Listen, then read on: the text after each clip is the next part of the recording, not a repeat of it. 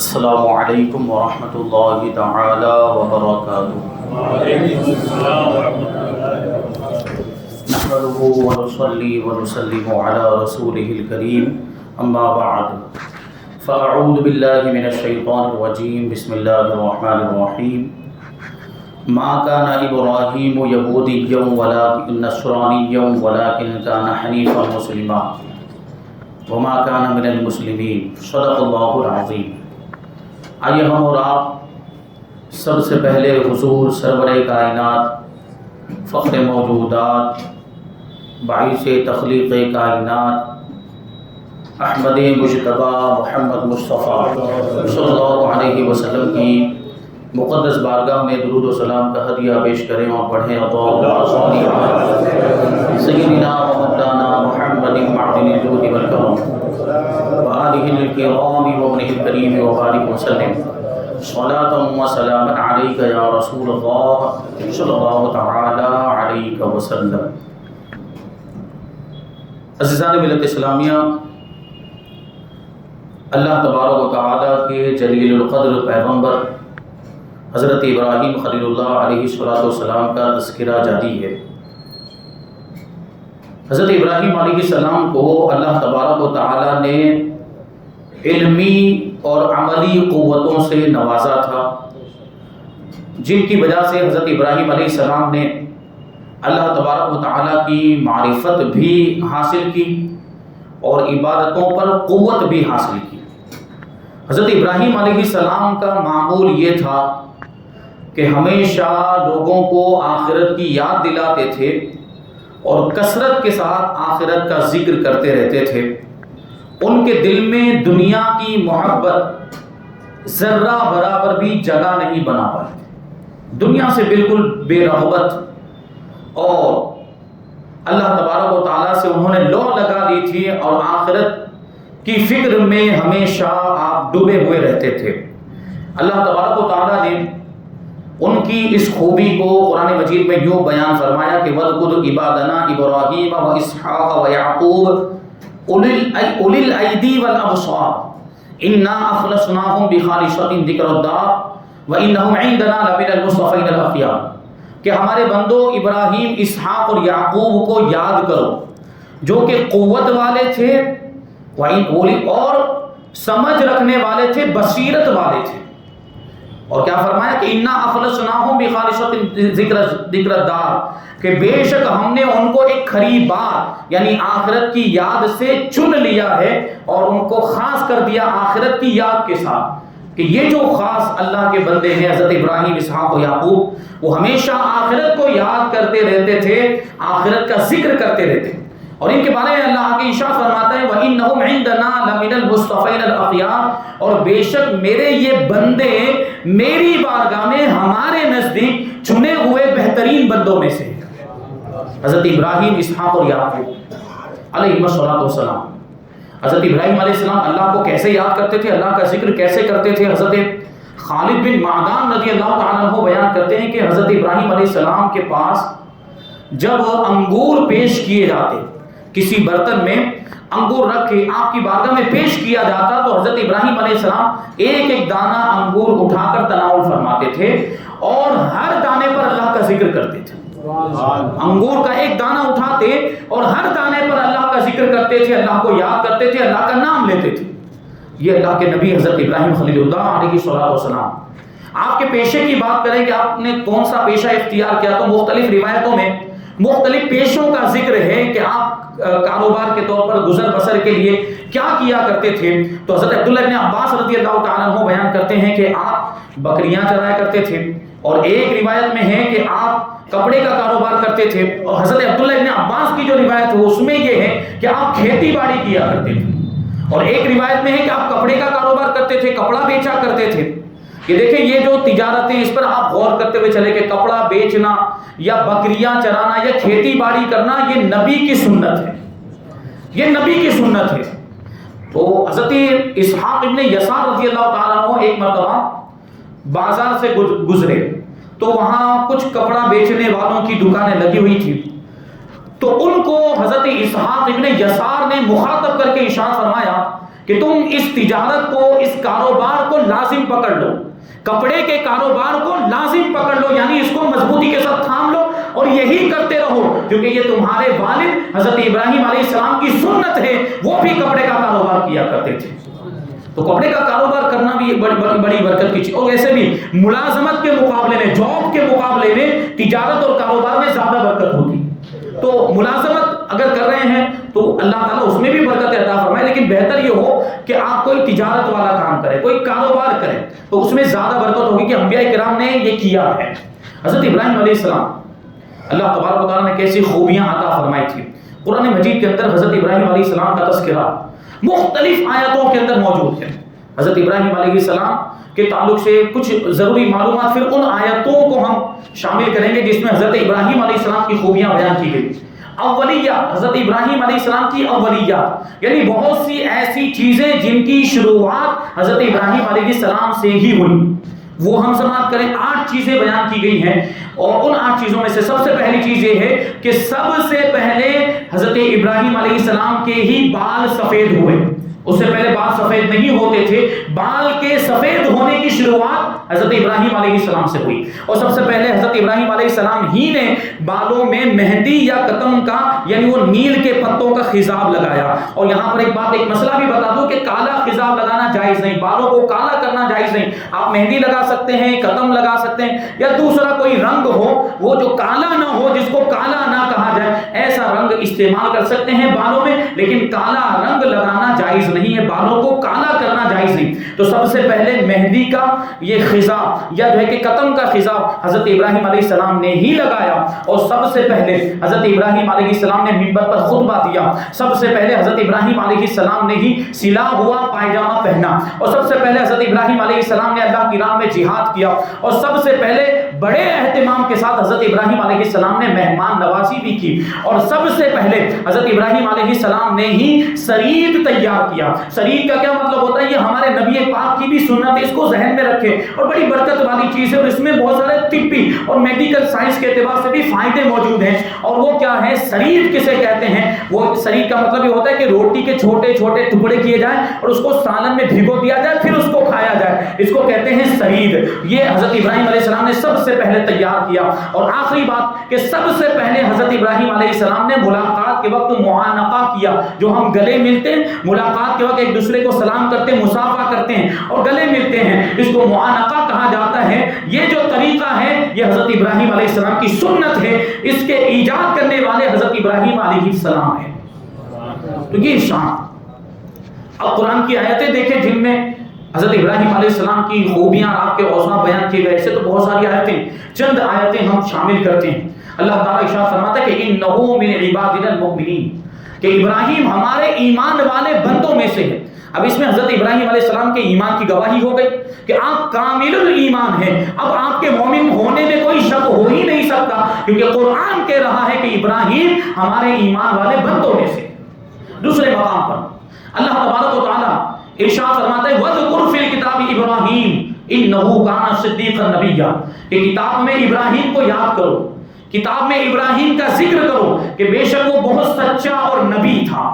اب یہاں پہ دیکھیں حضرت ابراہیم علیہ السلام کو صدیق فرمایا گیا۔ نبی تو سب مانتے ہیں، نبی تو الحمدللہ ہم بھی مانتے ہیں، سارے انبیاء کرام پر ہم ایمان رکھتے ہیں، تو حضرت ابراہیم علیہ السلام کو اس آیت کریمہ میں بہت سچا فرمایا گیا، کیونکہ بعض لوگوں کو چند واقعات کی بنا پر شبہ ہو جاتا ہے، اور معاذ اللہ بعض لوگوں نے حضرت ابراہیم علیہ السلام کی طرف جھوٹ کی نسبت بھی کی ہے، تو اس آیت کریمہ میں ان لوگوں کا رد ہو گیا کہ ابراہیم علیہ السلام بہت سچے ہیں، اور جو نبی ہوتا ہے وہ ساری برائیوں سے پاک ہوتا ہے، وہ سارے عیبوں سے پاک ہوا کرتا ہے، وہ سارے گناہوں سے معصوم ہوا کرتا ہے۔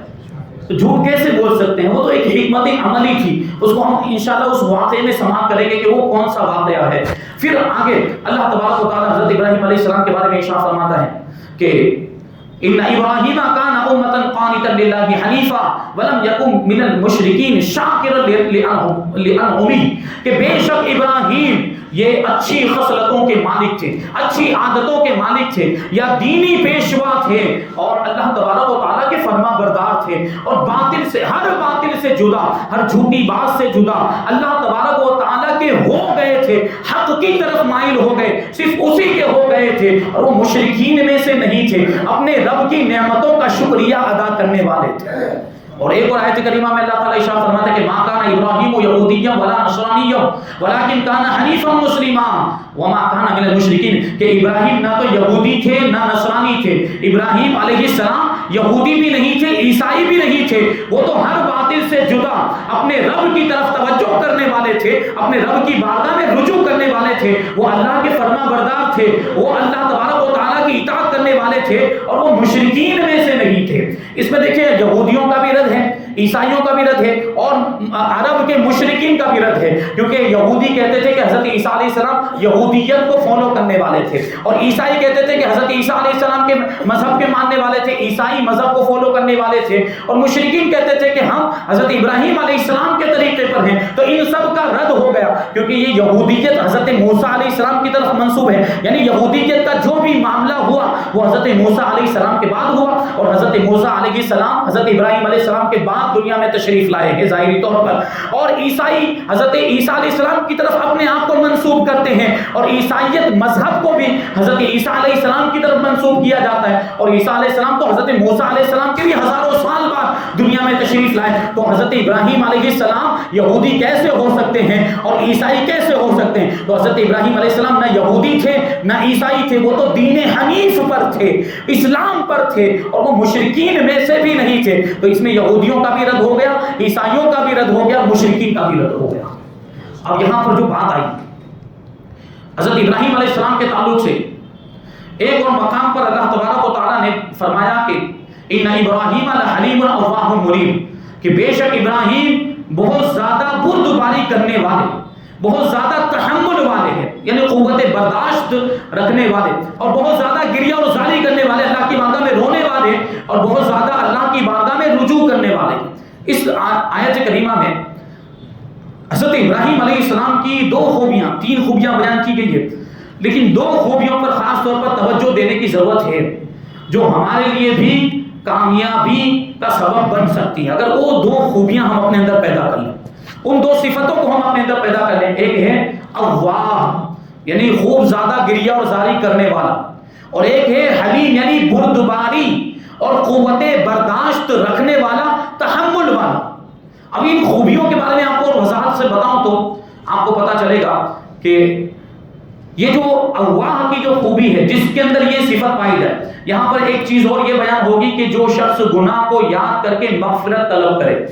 اپنے گناہ کو یاد کر کے اپنے گناہ کی معافی مانگے، یہ جو بات بیان ہوگی یہ حضرت ابراہیم علیہ السلام کے بارے میں نہیں ہے، کیونکہ نبی گناہوں سے پاک ہوتے ہیں، تو گناہوں سے مغفرت طلب کرنے کا کوئی مطلب ہی نہیں ہے۔ تو بیان کرتے ہیں کہ جس کے اندر یہ خوبی پائی جائے، یعنی اواہ والی خوبی پائی جائے، وہ کثرت سے دعائیں کرتا ہے، اور وہ اللہ تبارک و تعالیٰ کا ذکر کرتا ہے، اللہ کی پاکی بیان کرتا ہے، تسبیح کرتا رہتا ہے، کثرت کے ساتھ تلاوت کرتا رہتا ہے، آخرت کو یاد کرتا ہے، آخرت کی ہولناکیوں کو، آخرت کی سزاؤں کو، آخرت کے عذابات کو یاد کر کے وہ روتا ہے، گڑ گڑاتا رہتا ہے، اور اس کا حال یہ ہوتا ہے کہ وہ آخرت کی یاد سے کبھی غافل نہیں ہوتا، وہ پروردگار کا اطاعت گزار بن جاتا ہے، وہ فرما بردار بن جاتا ہے، وہ نیکی اور اچھائی کی دعوت دیتا ہے، اچھائی اور نیکی کی تعلیم دیتا ہے، اور ہر اس کام سے بچتا ہے جو اللہ تبارک و تعالیٰ کو ناپسند ہو۔ یہ اواہ کے اندر یہ ساری چیزیں پائی جاتی ہے۔ سوچیں اگر یہ خوبی ہمارے اندر پیدا ہو جائے تو ہم کامیاب ہو جائیں گے کہ نہیں ہو جائیں گے؟ یقیناً کامیاب ہو جائیں گے۔ اور ایک اور خوبی ہے حلیم، بردباری کسی کے اندر آ جائے، قوت برداشت اور تحمل کی صفت اگر کسی کے اندر آ جائے تو اس کے بارے میں بتاتے ہیں کہ پھر ایسا آدمی اپنے ساتھ برا سلوک کرنے والے کے ساتھ بھی احسان کرتا ہے، اس کے ساتھ بھی بھلائی کرتا ہے، اور برائی کا بدلہ برائی سے نہیں دیتا بلکہ برائی کا بدلہ وہ بھلائی سے اور اچھائی سے دیا کرتا ہے، اور اس کو کوئی تکلیف پہنچائے یا اس کے ساتھ کوئی برا سلوک کرے تو وہ اس کا بدلہ نہیں لیتا، وہ صبر کرتا ہے، اور اگر بدلہ لیتا ہے تو اللہ کی رضا کے لیے لیتا ہے، اور اگر کسی کی مدد بھی کرتا ہے تو اللہ کی رضا کے لیے ہی کرتا ہے۔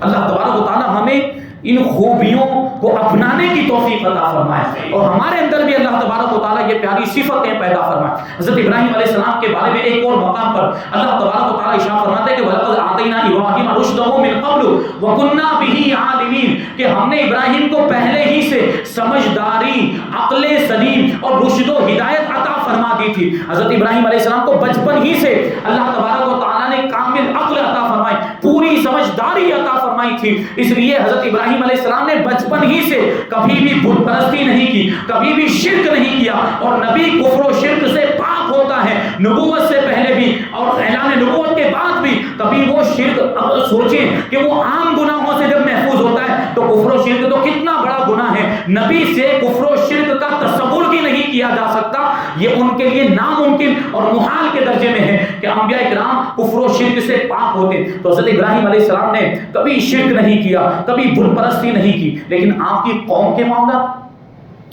آپ کی قوم اور خاص طور پر آپ کا چچا, یہ اپنے باپ دادا کے طریقے کی پر چلنے کی وجہ سے, ان کے باپ دادا جو گمراہ تھے, ان کے باپ دادا کو فالو کرتے, ان کی پیروی میں یہ بت پرستی کیا کرتے تھے, ستاروں کی پوجا کیا کرتے تھے. اور آپ کا جو چچا جس کا نام آزر تھا, اس کا تو معاملہ یہ تھا کہ وہ صرف بت پرست نہیں تھا بلکہ وہ بت بناتا بھی تھا اور بتوں کی سپلائی کرتا تھا, بتوں کو بیچتا بھی تھا. سوچنے جیسی بات ہے کہ وہ خود جس ہاتھ سے وہ بتوں کو تیار کر رہا ہے اور ان بتوں کو بیچتا ہے, وہ بت جو اپنے وجود میں کسی بنانے والے کے محتاج ہیں, وہ کیسے خدا ہو سکتے؟ اتنی بھی سمجھ نہیں تھی اس کے اندر. تو حضرت ابراہیم علیہ السلام نے ان سب کو سمجھایا. خاص طور پر یہ جو زمانہ تھا وہ نمرود کا زمانہ تھا. نمرود دوسری جانب اپنے خدا ہونے کا دعویٰ کرتا تھا, اپنے رب ہونے کا دعویٰ کرتا تھا اور لوگوں سے زبردستی اپنی عبادت کرواتا تھا. اب دیکھیں, بت بھی ان کے خدا, بتوں کی بھی وہ پوجا کرتے تھے, ستاروں کی بھی پوجا کرتے تھے, اور نمرود کو بھی اپنا خدا مانتے تھے بہت سے لوگ. اب اتنا زیادہ برائیوں کا بازار گرم تھا, یہ بت پرستی اور شرک اور کفر اس طریقے سے پھیلا ہوا تھا. اب ایک نبی آتا ہی اس لیے ہے کہ لوگوں کی ہدایت کا فریضہ انجام دے. وہ لوگ جو گمراہی کے دلدل میں پھنسے ہوئے ہیں, انہیں گمراہی کے دلدل سے نکالے اور اسلام کی روشنی ان کو عطا کر دے اور ایمان کے اجالوں میں ان کو لے کر آ جائے. حضرت ابراہیم علیہ السلام نے یہ فریضہ انجام دیا. نمرود کیسا خطرناک, کیسا ظالم و جابر بادشاہ تھا, اس کا نام ہے نمرود بن کنعان. یہ بہت اس زمانے میں بہت بڑا بادشاہ تھا. اللہ تبارک و تعالیٰ نے اس کو بہت وسیع و عریض حکومت عطا فرمائی تھی. مشرق و مغرب کا یہ بادشاہ تھا. حضرت امام مجاہد رحمۃ اللہ تعالی علیہ بیان کرتے ہیں کہ مشرق و مغرب پر جن لوگوں کی بادشاہت رہی ہے وہ 4 لوگ ہوئے ہیں. 4 لوگ ایسے ہوئے جن کی پورب پچھم پر حکومت رہی. وہ پورب پچھم کے یعنی پوری دنیا کے بادشاہ ہوئے. ان میں سے 2 مومن ہوئے ہیں اور 2 کافر ہوئے. مومنین میں سے پہلے حضرت سلیمان علیہ السلام اور دوسرے حضرت سکندر ذوالقرنین رحمۃ اللہ تعالی علیہ, اور کافروں میں پہلا نمرود اور دوسرا بخت نصر ہوا. یہ نمرود کی آپ کو بات بتاؤں کہ اس کو اتنی بڑی بادشاہت ملی, اس کو اتنا بڑا بادشاہ بنایا گیا, تو اس کو کیا کرنا چاہیے تھا؟ اس کو اللہ کا شکر ادا کرنا چاہیے تھا. لیکن شکر ادا کرنے کے بجائے وہ غرور و تکبر میں مبتلا ہو گیا, وہ گھمنڈ میں مبتلا ہو گیا اور اپنے خدا ہونے کا دعویٰ کر دیا اور لوگوں سے اپنے آپ کو سجدہ کروانے لگا, اپنی عبادت کروانے لگا. اور تعجب کی بات تو یہ ابھی آگے بتاؤں کہ یہ کافر کتنا بڑا کافر تھا, اپنے آپ کو خدا کہنے والا, اس سے بڑا کوئی کافر ہو سکتا ہے. لیکن اس کے باوجود نمرود سے اور اس کی جانب سے بہت سی خلاف عادت باتیں بھی ظاہر ہوئی. یعنی بہت سی ایسی باتیں جو عقل میں نہیں آتی, جو عام طور پر نہیں ہوتی, ایسی باتیں نمرود سے ظاہر ہوئی. اس کو آپ پہلے سماعت کریں, پھر اس کی وضاحت پیش کروں گا. نمرود کے اعلیٰ حضرت رضی اللہ تعالیٰ عنہ نے الملفوظ کے اندر اس بات کو بیان کیا ہے. وہ یہ ہے کہ نمرود کے محل کے دروازے پر ایک درخت تھا جس کا کوئی سایہ نہیں تھا. نمرود کے دروازے پر, اس کے محل کے دروازے پر ایک درخت تھا جس کا کوئی سایہ نہیں تھا. اگر ایک شخص آ کر اس درخت کے نیچے کھڑا ہو جاتا تو خود بخود ایک شخص کے لائق سایہ ہو جاتا تھا. جتنا ایک سایہ کی ایک شخص کو ضرورت ہوتی اتنا سایہ خود بخود آ جاتا. پہلے کوئی سایہ نہ ہوتا, لیکن جب ایک آدمی وہاں آ کر کھڑا ہوتا تو ایک آدمی جتنا سایہ خود بخود اس درخت کا پیدا ہو جاتا. اور پھر اگر دوسرا آدمی آ کر کھڑا ہو جاتا تو وہ سایہ بڑھ جاتا اور 2 آدمی کے برابر ہو جاتا. اعلیٰ حضرت فرماتے ہیں یہاں تک کہ 1,00,000 آدمی اس کے نیچے کھڑے ہو سکتے تھے اور 1,00,000 آدمی کے لیے وہ سایہ وسیع ہو جاتا تھا. لیکن 1,00,000 سے اگر ایک آدمی بھی زیادہ اس درخت کے نیچے آ جاتا تو پھر سب کے سب دھوپ میں ہو جاتے اور پورا سایہ ختم ہو جاتا. یہ کتنی تعجب خیز بات ہے. ایک دوسری بات بتاؤں کہ اس کا ایک بہت بڑا حوض تھا. حوض میں لوگ صبح کے وقت جمع ہوتے, کوئی دودھ کا پیالہ لے کر آتا, کوئی شہد کا, کوئی شربت کا پیالہ لے کر آتا. تو یہ سب وہ کوئی دودھ کا پیالہ اس میں خالی کر دیتا, کوئی شربت اس میں ڈال دیتا, اور کوئی جو ہے کہ شہد بھر کے اس میں ڈال دیتا, یہاں تک کہ وہ پورا حوض بھر جاتا. اور یہ ساری چیزیں شہد, دودھ اور شربت وغیرہ یہ آپس میں خلط ملط ہو جاتی. یہ سب چیزیں ایک دوسرے میں مل جاتی تھی. لیکن جب کسی کو حاجت پیش آتی دودھ پینے کی یا شربت پینے کی یا شہد پینے کی, تو وہ اپنا خالی پیالہ لے کر اسی حوض پر آتا, اور اس پیالے کو جب وہ حوض کے اندر ڈالتا تھا تو جس چیز کو اس نے پہلے اس میں انڈیلا ہوتا, صبح کے وقت جو چیز اس نے اس میں ڈالی, اگرچہ وہ سب خلط ملط ہو چکے ہوتے, وہ ساری چیزیں آپس میں مل چکی ہوتی تھی, لیکن جیسے ہی وہ پیالہ ڈالتا تو اس کے پیالے میں وہی چیز آ جاتی جو صبح کے وقت اس نے ڈالی تھی. یہ کیسی تعجب خیز بات اور کیسی خلاف عادت بات, وہ بھی ایسی کافر کی جانب سے. وہ کافر بھی کتنا بڑا کافر تھا, اس کی جانب سے ایسی خلاف عادت باتیں ظاہر ہوا کرتی تھی. تو ان کے بارے میں علماء فرماتے ہیں کہ یہ تو یا تو جادو ہوا کرتا تھا, یا تو یہ نظر بندی ہوتی تھی, یا مخفی علوم میں مہارت کی وجہ سے, سفلی علوم میں مہارت کی وجہ سے یہ سارے کرتب وہ دکھاتا تھا, یا یہ سائنسی ترقی کی وجہ سے بھی ہوتا ہو. کیونکہ دیکھیں بہت سی چیزیں آج سائنسی ترقی کی وجہ سے ہمارے سامنے اور ہمارے لیے وہ چیزیں نارمل ہو چکی, لیکن آج سے 20 سال پہلے اس چیز کی بات کی جاتی تو لوگ اس کا انکار کر دیتے, لوگ ماننے کے لیے تیار نہ ہوتے. جیسے موبائل ہی لے لیں, موبائل سے کیسے حیرت انگیز کام ہو رہے ہیں, کیسی عجیب و غریب باتیں ہو رہی ہیں کہ دور دراز علاقوں میں بیٹھے ہوئے ہم اپنے احباب سے, دوستوں سے, رشتہ داروں سے باتیں کر رہے ہیں. ایسا نہیں, دوسرے ملک میں بھی اگر کوئی موجود ہو ہم یہاں سے بیٹھ کر اس سے گفتگو کر لیا کرتے. پہلے تو تار کے ذریعے بات ہوتی تھی تو سمجھ میں آتا کہ تار سے آواز پہنچ رہی, اب تو تار بھی ختم کر دیا گیا, موبائل میں تو کوئی وائر بھی نہیں ہوتا, پھر بھی گفتگو ہو رہی. یہی بات اگر 25 سال پہلے کی جاتی, 30 سال پہلے اگر کوئی کہتا کہ بغیر تار کے بھی بات کی جا سکتی ہے, یا دوسری جگہ آئے جائے بغیر یہاں رہتے ہوئے دوسرے علاقوں میں موجود لوگوں سے ہم بات کر سکتے ہیں, تو لوگ اس کا انکار کر دیتے کہ یہ کیسے ممکن ہے. تو یہ ممکن کیسے ہوا, سائنسی ترقی کی وجہ سے ہوا. تو ہو سکتا ہے نمرود نے بھی اپنے دربار میں کچھ سائنس کے معاملات کیے ہوں, کوئی ایکسپیریمنٹ کیا ہو اور اس کی وجہ سے یہ چیزیں ہوئی ہو. بہرحال نمرود اتنا ظالم و جابر بادشاہ تھا, اس کے بارے میں نے پہلے عرض کیا کہ نجومیوں کے کہنے پر اور کاہنوں کے کہنے پر اس نے ہزاروں بچوں کو قتل کر دیا تھا, کیونکہ نجومیوں اور کاہنوں نے اس کو یہ کہہ دیا تھا کہ ایک بچہ ایسا پیدا ہونے والا ہے جو تمہاری سلطنت کے ختم ہونے اور تمہاری سلطنت کے زوال کا سبب بنے گا. تو اس چکر میں اس نے بہت سارے بچوں کو قتل کر دیا. لیکن حضرت ابراہیم علیہ السلام کو اللہ تبارک و تعالیٰ نے محفوظ رکھا, اور کیسے محفوظ رکھا اس کو میں نے پچھلے جمعہ میں بیان کیا. حضرت ابراہیم علیہ السلام نے لوگوں کو نصیحت کرنا شروع کر دیا, لوگوں کو دعوت دینی شروع کر دی, لوگوں کو اسلام کی طرف بلانے لگے, شرک اور بت پرستی کی برائی لوگوں کے سامنے ظاہر کی. حضرت ابراہیم علیہ السلام نے نصیحت اور دعوت و تبلیغ کی شروعات اپنے گھر سے کی, کیونکہ آپ کا چچا تھا وہ بہت بڑا مشرک تھا اور بہت بڑا بت پرست تھا. تو حضرت ابراہیم علیہ السلام نے اپنے چچا سے فرمایا اتتخذوا اصناما آلیہۃ انی اراک وقومک فی ضلال مبین, کہ کیا تم یہ بتوں کو اور یہ مورتیوں کو, مجسموں کو اپنا خدا مانتے ہو, ان کو اپنا معبود بناتے ہو؟ بے شک میں تمہیں اور تمہاری قوم کو کھلی ہوئی گمراہی میں دیکھ رہا ہوں. یہ حضرت ابراہیم علیہ السلام نے اپنے چچا سے کہا. پھر حضرت ابراہیم علیہ السلام اپنی قوم کے سامنے آئے, اور قوم کے سامنے آنے کے بعد بہت ہی واضح اور عام فہم دلائل کی روشنی میں توحید کو ثابت کرنے کی کوشش کی. اللہ تبارک و تعالیٰ کی وحدانیت کو حضرت ابراہیم علیہ السلام نے بالکل واضح دلائل کی روشنی میں ثابت کیا. آسمان کی چیزوں سے تعلق رکھنے والے, آسمان کی جو چیزیں سورج, چاند, ستارے, ان کے وجود کے ذریعے آپ نے استدلال کیا اور لوگوں کے سامنے دلائل پیش کیے. حضرت ابراہیم علیہ السلام نے یہ ثابت کیا کہ یہ جو پوری دنیا ہے یہ عدم سے وجود میں آئی, یہ دنیا پہلے موجود نہیں تھی, پھر یہ وجود میں آئی, اور ایک وقت ایسا آئے گا کہ یہ ساری چیزیں فنا ہو جائیں گی, یہ پوری دنیا ختم ہو جائے گی, اور جو چیز فنا ہو جائے, جو چیز ختم ہو جائے وہ خدا نہیں ہو سکتی. تو دنیا کی کوئی بھی چیز یا دنیا کے کوئی بھی افراد یہ خدا نہیں ہو سکتے, یہ تو اپنے وجود میں خود کسی پیدا کرنے والے کے محتاج ہیں, ان کو کسی نے وجود بخشا ہے, اور یہ جو تبدیلیاں دنیا کے اندر ہو رہی ہیں یہ کسی کے قوت و اختیار سے ہو رہی ہے, اور اسی کو خدا کہتے ہیں. وہی خدا ہے جس نے ساری کائنات کو بنایا ہے, اور یہ کائنات کی چیزیں، یہ دنیا کی چیزیں، یہ خدا بننے کے لائق نہیں، یہ خدا نہیں ہو سکتی۔ جب رات کا اندھیرا چھایا اور ستارے نکلے، جب ستارے چمکنے لگ گئے تو حضرت ابراہیم علیہ السلام نے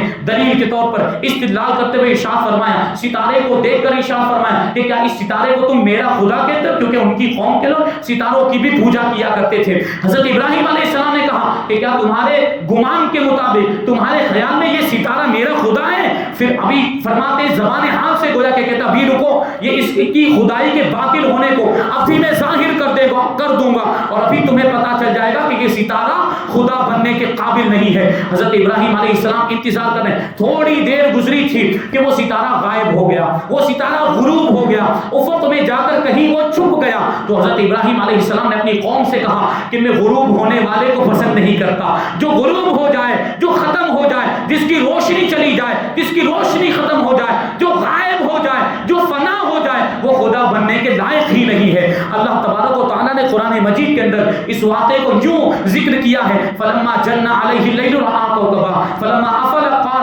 قال هذا ربی فلما افل قال لا احب الآفلین۔ جب رات کی تاریکی چھا گئی، رات کا اندھیرا چھا گیا، آپ نے ایک ستارے کو دیکھا تو ارشاد فرمایا کیا اس سے میرا خدا بتاتے ہو؟ کیا یہ میرا معبود ہے تمہارے گمان کے مطابق؟ کیا یہ میرا خدا ہے؟ اور جب پھر وہ ستارہ غروب ہو گیا، جب وہ ستارہ غائب ہو گیا تو حضرت ابراہیم علیہ السلام نے فرمایا کہ میں غروب ہونے والوں کو پسند نہیں کرتا، یعنی جو چیز غروب ہو جائے، جو چیز غائب ہو جائے، وہ خدا بننے کے لائق نہیں۔ ابھی تھوڑی دیر گزری تھی کہ چاند کو چمکتے ہوئے دیکھا، چمکتا ہوا چاند جب نکلا تو حضرت ابراہیم علیہ السلام نے اس کو بھی دلیل کے طور پر ارشاد فرمایا کہ یہ چاند ہے، تو کیا یہ چاند میرا خدا ہے تمہارے گمان کے مطابق؟ کیا اسے میرا خدا بتاتے ہو؟ اب تھوڑی دیر گزری کہ وہ چاند بھی غائب ہو گیا، کیونکہ چاند بھی غروب ہوتا ہے، چاند کی روشنی بھی ختم ہو جاتی۔ تو پھر حضرت ابراہیم علیہ السلام نے کہا کہ یہ چاند بھی غروب ہو گیا، یہ بھی میرا خدا بننے کے لائق نہیں ہے۔ اگر میرا رب مجھے ہدایت نہ دیتا